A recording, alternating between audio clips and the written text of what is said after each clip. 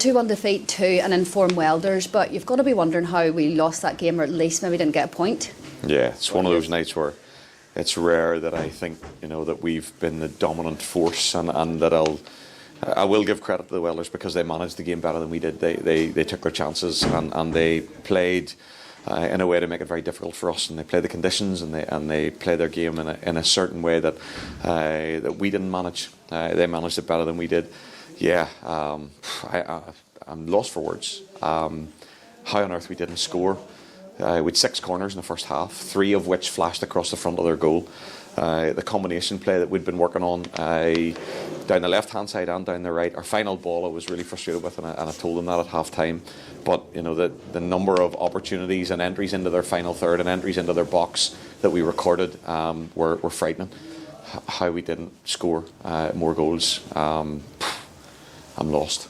The boys were really up for it. They came out and we dominated play, and I don't think the Welders had a shot on target in the first probably 25-30 minutes. Yeah. Jason Johnson, Liam had a great game in midfield, and we controlled that area. Was it just the decision making in that final third, possibly? Yeah, execution of the final ball.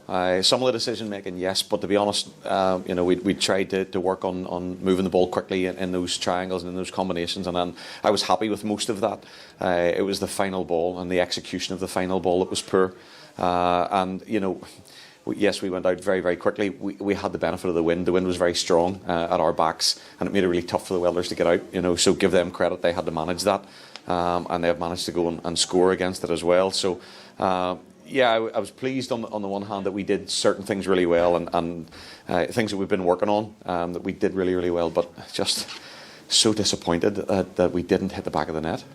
The boys, they fought really hard, and we always talk about their fighting desire, and 2-0 down again, but they came back and, they tried really hard, and Jason Johnson got another goal, his third in 3 games, I think. Yeah, that's right, and great to see him on the scoreline. I think he could have been on the end of another one right at the end there, but he's just had it taken off his head because he didn't scream for it, and I think if he'd have screamed for it, he'd have scored another one.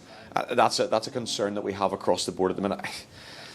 I don't want players to be nasty or difficult or dirty or whatever, but we don't have a cutting edge, and that worries me. That we're really nice, we play some fantastic football, we move the ball about really well, and I keep saying to them, who's going to be that guy who just gets nasty with the ball and hits the back of the net with it.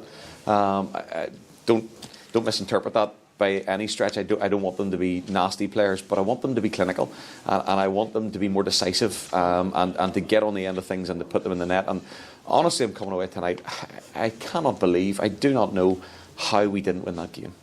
I suppose it's a positive, though, that you are coming away from that game wondering how we haven't at least, got a point from it. Yeah, if you want to take that as a warped positive, yeah, I suppose you have to. But I've said it at half-time as of some of the players, and I'll say it again with them. How many times am I going to say that? That's a big worry for me, that we can play such great football. We go and we train week in, week out, and I think I've said it to you on a number of occasions, that the speed of play and training, the movements and the quality with the ball is just absolutely frightening. And again, I think tonight you could see that. Where's the end product? It's just not there, and it's not like we don't have players who have the ability to do it. I looked across our squad tonight and I went, that's as strong squad as I've seen in a long time. I have no answers. We have 6 games now until the split. So how do you take each game now? You just take each game as it comes and just try and get the 3 points? That's what we've said right from the word go there. Since we've come back, we had the little break last week. Tonight was about 3 points. Next week's about 3 points. We go to Loughgall next week. And if the weather stays as it is, the pitch will get heavy, and we've got to try and manage that. Tonight that surface should have suited us really well, and it did suit the style of football we wanted to try and play. Next week's going to be a different challenge altogether, so it's about working really hard this week and making sure that we meet that challenge. As you mentioned there, Loughgall again, they're in the top 3, I think.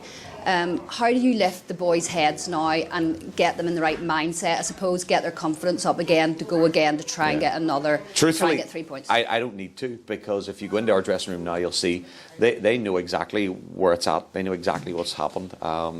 I haven't been kind to them at half-time tonight, and they know it themselves, and they hold themselves accountable, and that's the one thing I'm really pleased about. The squad, the culture, the mentality, they all understand their jobs, and they all understand the expectation of them. So they will raise their own tempo, they will raise their own bar, and they will challenge themselves and hold themselves accountable, as will we. We'll go and do our jobs, we'll go and do our work, and we'll work on what we need to do with Loughgall, and hopefully we can turn these things around into points. You know, the play is fantastic, but we're just not getting the points out of it. Paul, as ever, thanks for chatting to us. Thank you. Thank you.